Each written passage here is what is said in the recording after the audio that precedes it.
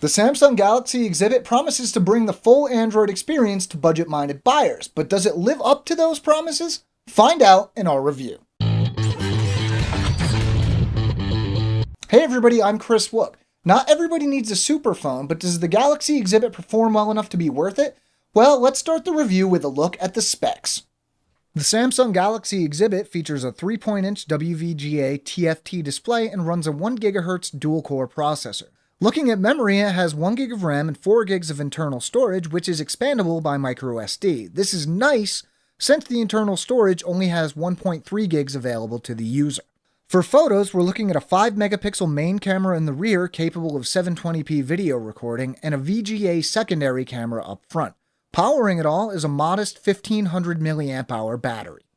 The Galaxy exhibit has more than a little in common with the Galaxy S3 Mini. It's apparent in the specs we just saw, which are close to identical, and it's noticeable in the design as well. What does this mean? Well, it means it looks like a Galaxy, though its smaller size causes it to look a little more rounded. The standard Galaxy layout is mostly here. The power button is on the right, the volume rocker is on the left, and you'll find the headphone jack on top and the USB port on the bottom. The one slightly different touch is that the microSD slot is on the left side rather than tucked under the battery cover. Due in part to the smaller size of the device, it feels weightier for its size than many more expensive Galaxy devices, though this also gives it a more solid feel. Whether or not it's actually any tougher than a standard Galaxy isn't something I wanted to test. Resolution isn't everything when it comes to displays, but it does count for a lot. With the exhibit's 3.8-inch screen and a resolution of 800 by 480, that leaves us with a pixel density of 245 pixels per inch. Not eye-destroyingly low, but nothing to write home about either. The lack of sharpness is definitely noticeable, especially when looking at text, but the small size of the display makes it easier to deal with than it would be on a larger device. The display is a TFT LCD, so colors are more natural and less saturated than they are on the Super AMOLED displays used on Samsung's higher-end phones. Whether or not this is good or bad is a matter of taste. Personally, I prefer the slightly muted colors, but there are a ton of fans of the ultra-colorful S-AMOLED displays. Viewing angles are decent, right in line with what we'd expect from a TFT. Brightness could definitely be a little better as viewability in bright sunlight isn't great. Black levels, on the other hand, are fairly good. The Galaxy exhibit runs a Novathor STE U8420 chipset with a 1 GHz dual-core processor and Mali 400 GPU.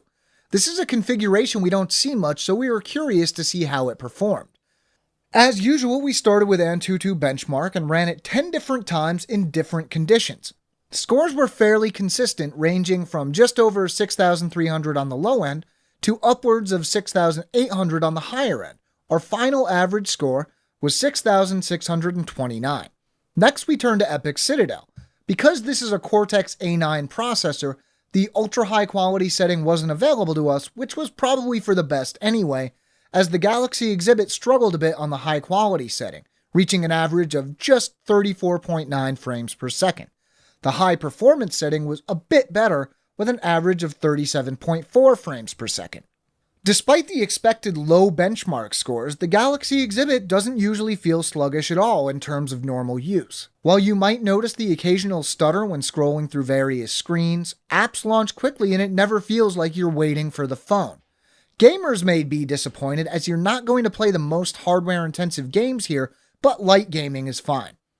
Call quality is good, but I wasn't able to test data very well as both T-Mobile and AT&T have spotty service in my area. At times I was able to connect to HSPA Plus and achieve marginally decent speeds, while at others I was limited to Edge. The Galaxy exhibit runs Android 4.1.2 Jelly Bean and is overlaid with Samsung's TouchWiz UI. Initially I was a little concerned that this would affect performance, but luckily it didn't seem to. T-Mobile branding is very present from the home screen to the apps.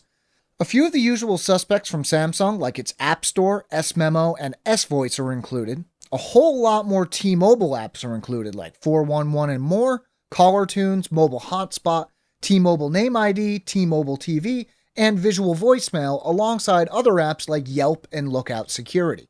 Some of these may be useful, but on a phone with so little internal storage, I'm sure that a lot of people would have preferred fewer pre-installed apps. The Galaxy Exhibit is a budget phone, so we expected a budget camera. That's pretty much what you're getting here, but that said, the camera was better than we were expecting. The camera UI is similar to higher-end Galaxy models, albeit with less features and shooting modes. Still, continuous shot, smile shot, and panorama modes are included, alongside more gimmicky modes like cartoon. You can also adjust exposure, ISO, white balance, and metering if you want to get more hands-on with your photos. The 5-megapixel main camera produces sharp, fairly neutral-looking photos. In single-shot mode with everything set to auto, the photos we took didn't appear over or underexposed, and colors were well-balanced, if not particularly vivid. The 720p video capture produces similar results when it comes to color and sharpness, and motion was fairly smooth. All in all, the camera was a pleasant surprise here. With a battery capacity of just 1500 mAh, you might be worried about short battery life, and with a stated talk time of 9 hours, you might worry a bit more. Granted, this phone isn't going to last you through a weekend, but it should be enough to get most people through even a fairly long day.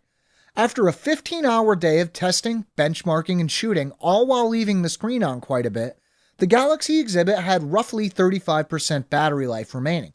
This use included being connected to HSPA Plus or Edge plus Wi-Fi. Basically, if you're careful with how much you use it, the Galaxy Exhibit should keep enough battery life on hand to be usable throughout an entire day, but you might want to keep a charger or spare battery handy just in case. With a price of $19.99 with a 2-year contract or $216 contract-free, the Galaxy Exhibit is a perfect match for somebody who wants an Android phone without paying too much at once. Yeah, there are similar phones with similar performance at similar price points, but if you're looking for a Galaxy at a low price, the Exhibit is hard not to recommend. We have an in-depth written companion to this video at AndroidAuthority.com. You can find the link to the article in the description.